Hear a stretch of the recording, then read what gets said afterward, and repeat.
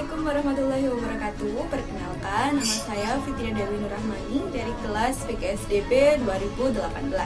Oke, pada video kali ini saya akan menjelaskan materi tentang sistem perkembangbiakan makhluk hidup yang saya kerucutkan menjadi sistem perkembangbiakan pada manusia.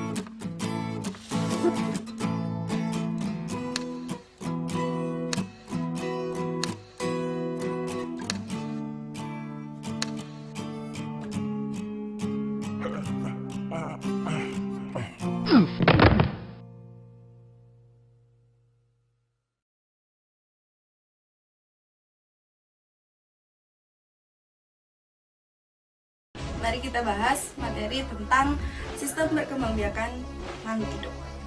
Makhluk hidup ada di sekeliling kita.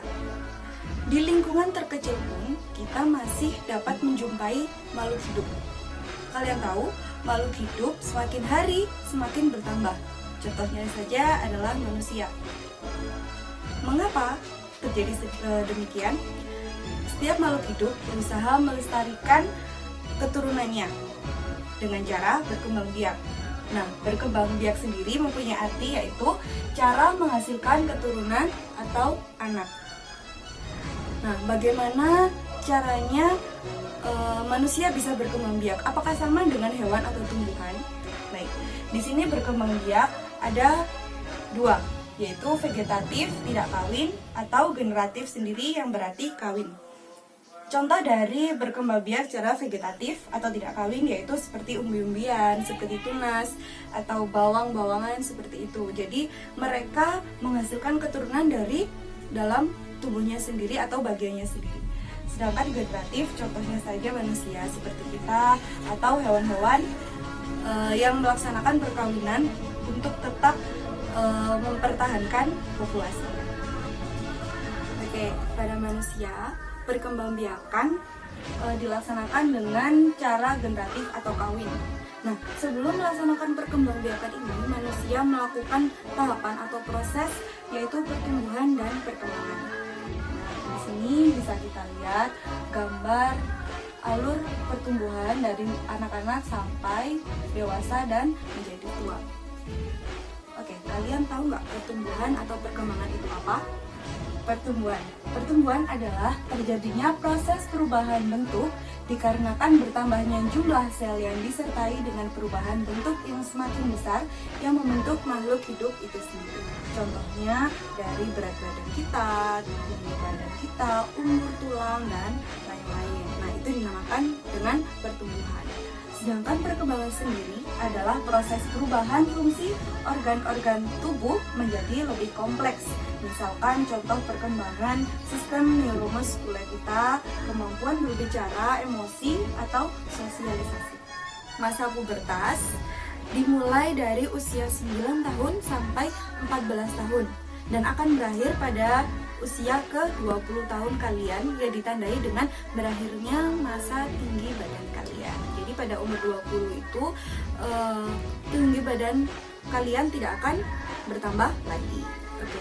Tahapan pubertas ini sangat berkaitan erat dengan kemampuan makhluk hidup dengan berkembang biak. Karena dengan terjadinya perubahan fisik pada tubuh memungkinkan makhluk hidup dapat berkembang biak secara kawin atau generatif. Perubahan-perubahan apa saja yang terjadi ketika masa pubertas terjadi? Oke, di sini ada ciri-ciri perempuan dan laki-laki yang mengalami masa pubertas. Yang pertama perempuan, yaitu tumbuhnya rambut halus di ketiak dan kelamin. Yang kedua, suara jadi bertambah mungkin. Yang ketiga, payudara menjadi membesar. Yang keempat, panggul membesar. Dan kelima, yaitu menstruasi. Untuk laki-laki, yaitu tumbuhnya rambut halus di ketiak dan kelamin. Yang kedua, suara menjadi membesar atau bertambah berat. Yang ketiga, yaitu tumbuh jakun yang berada di leher, ya. Yang keempat, yaitu tumbuh kumis, jambang, dan janggut. Yang kelima, yaitu mimpi basah. Yang pertama akan kita bahas tentang perkembangbiakan pada wanita atau organ reproduksi wanita dan fungsinya. Kematangan perkembangan alat kelamin pada perempuan ditandai dengan terjadinya menstruasi. Apa sih menstruasi itu?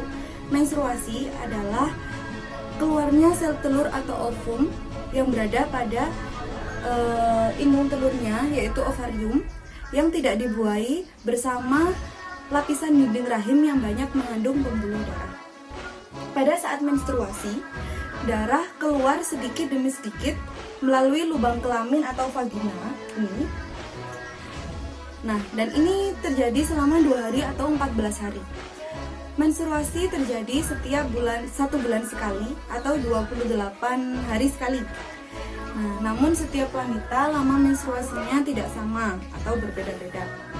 Apabila seorang wanita telah mengalami menstruasi, berarti telah mempersiapkan diri untuk terjadinya kehamilan. Nah, pinggul membesar untuk mempermudah keluarnya bayi, dan payudara membesar. Tadi ciri-cirinya ya, payudara membesar untuk mempersiapkan air susu bagi bayi yang dilahirkannya. Nah, di sini ada gambar organ reproduksi wanita dan fungsinya. Ini ada ovarium, ovinduk, rahim, dinding rahim, dan ini disebut endometrium. Di sini ada leher rahim dan vagina. Oke, ovarium sendiri mempunyai fungsi, yaitu memproduksi sel telur dan tempat berkembangnya janin. Dan rahim yaitu rumah bagi embrio untuk tumbuh.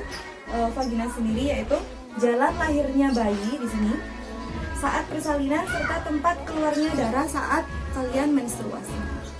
Nah, di sini akan saya tunjukkan di mana letak-letaknya organ reproduksi pada wanita. Nah, ovarium di sini, ini tempatnya ovum atau induk telur. Nah, di sini ada ovinduk seperti saluran seperti ini, dan rahim.